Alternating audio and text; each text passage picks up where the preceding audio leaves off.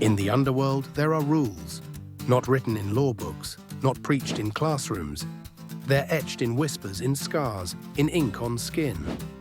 And the most sacred rule of them all: you don't talk. You don't break silence, because the moment you do, your life doesn't belong to you anymore. Johnny Agudelo broke that rule. He was no ordinary gang member. He was the president of the 7th Street Locos, a feared and respected clique of the Westside Verdugo gang in San Bernardino. A man with stature, with weight, with history. And yet, when the walls closed in, when prison stretched out in front of him like a life sentence carved in stone, Johnny made a choice that would seal his fate. He talked. He informed on a ranking member of the Mexican Mafia, La M. And La M doesn't forgive. La M doesn't forget. The second Johnny opened his mouth, a countdown began. His fate wasn't in his hands anymore. From the darkest cells of California's prison empire, a green light was issued. A death warrant. Every man under La M's umbrella knew what that meant. Johnny Agudelo was a dead man walking. 2 days after his release from prison, Johnny stood in a suburban driveway. He thought he was here for a meeting, a chance to talk, to parley, to smooth things over. But he wasn't walking into peace, he was walking into an ambush. And here's the part that cuts deeper than any bullet. His executioners weren't strangers. They weren't rivals from across the city. They were his own best friends. The men he grew up with, and the man leading them, Luis Mendoza, Johnny's childhood friend. The same man who took over as president when Johnny's crown fell.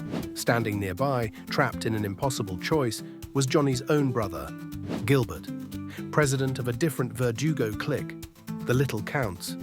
Family bound by blood, torn apart by politics, forced into silence by the shadow of La M. This wasn't just a gang hit. This wasn't another body on the pavement.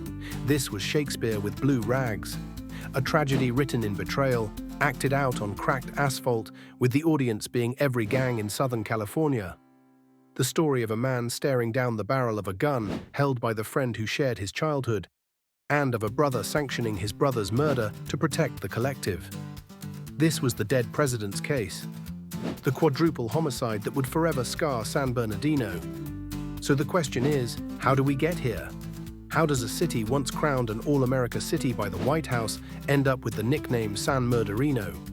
How does a place built on industry, community, and pride descend into blood-soaked driveways and quadruple homicides? The answer is buried in rust, in silence, in the ghosts of San Bernardino's golden age.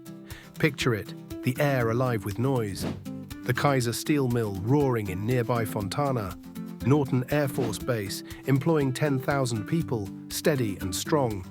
The rhythmic clang of the Santa Fe Railroad workshops. That sound wasn't just metal, it was the heartbeat of the city. People worked, families built lives, neighborhoods thrived. On the west side, in the shadow of the San Bernardino Mountains, generations of Chuco families formed car clubs and social crews. The Royal Counts, the Tokens, crews built on pride, not prisons. But pillars crack, and when they fall, they crush everything beneath them. In 1984, Kaiser Steel shut down. Silent, cold. In 1992, Norton Air Force Base closed its gates forever. The Santa Fe Railroad packed up and left for Kansas. And when the jobs left, they didn't just leave paychecks. They took with them stability, dignity, hope. What filled the void wasn't opportunity, it was poison. First came PCP, angel dust, a drug that didn't just numb it warped minds, turned people into violent shadows of themselves. Then came crack cocaine, a plague that swept through neighborhoods like wildfire, burning families, consuming futures. The old clubs, the social groups, they died. And in their place, something harder was born, something colder, something ruthless. They called themselves Westside Verdugo. Verdugo, Spanish for executioner, and they lived up to the name. The initials WSV became the flag of the West Side. Blue became their color. Their graffiti wasn't art, it was declaration. Territory, ownership, warnings painted on brick and concrete, a kingdom built on broken homes, run by men who saw no future but war. But don't think of Verdugo as just a gang. Think bigger. They're an enterprise, a business. Brutal, efficient, multi-million-dollar. Their portfolio: drugs, extortion, murder, money laundering. Their methods: violence, always violence. At the core of Verdugo's empire was drugs: methamphetamine, heroin, cocaine. Today, fentanyl. They didn't just sell, they controlled. Their connection to La M meant direct access to the cartels, a steady pipeline from Mexico into the heart of the inland empire. But here's the real moneymaker: taxation. Any dealer trying to sling on the West Side had to pay. A peso, a tax, weekly. Refuse? You weren't just taking a risk, you were writing your own obituary. Because on those streets, a missed payment wasn't a slap on the wrist, it was a bullet to the head. This system turned Verdugo into more than a gang. It made them the IRAs of the underground. Every gram of poison sold in their territory enriched them. Every dollar fed the machine, and that money needed to be cleaned. So Verdugo innovated. They ran dozens of illegal gambling dens hidden in plain sight. Back rooms of convenience stores, laundromats, even suburban homes packed with slot machines, little casinos printing money. Police would later say these dens weren't just cash cows, they were nerve centers for crime. Places where guns were traded, drugs were distributed, murders were planned.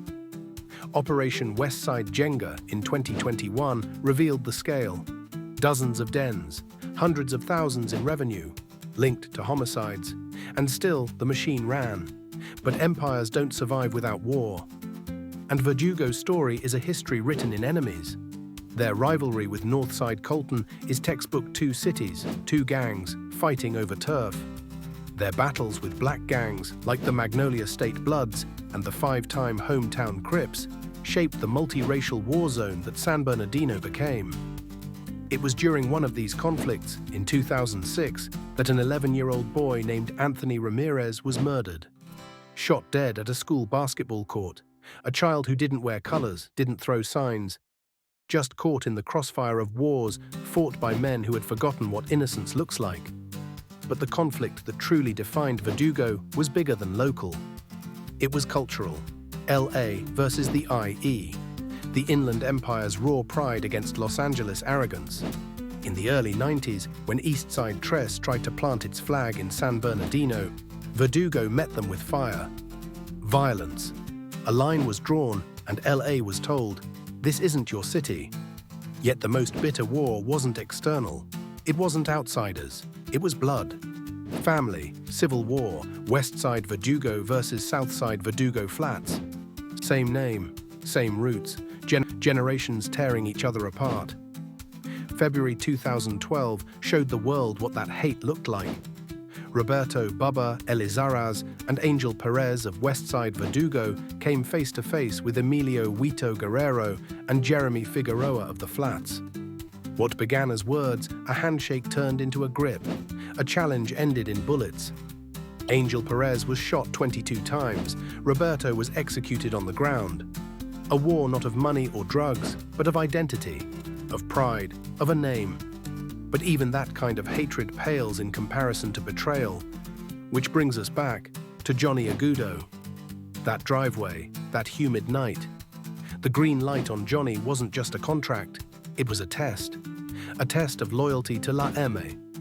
If Westside Verdugo refused, if they hesitated, they wouldn't just lose face, they would all be marked. 1,000 members green-lit, a gang erased. Luis Mendoza made a choice. He chose La M over childhood, over history, over brotherhood. And when he pulled that trigger, he wasn't just killing Johnny. He was saving his gang from annihilation. But the bullets didn't stop there.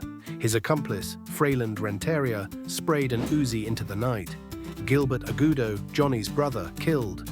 Marcelino and Anthony Luna, loyal to Johnny, executed. 4 bodies on cracked pavement. A suburban driveway turned into a theater of death all to satisfy orders whispered from prison cells hundreds of miles away. Mendoza was convicted, sentenced to death. Renteria fled to Mexico, was dragged back in 2011, sentenced to 4 consecutive life terms. But the damage was already done. The dead president's case was seared into history, proof that Verdugo was more than a gang, proof that they were the street-level arm of La M.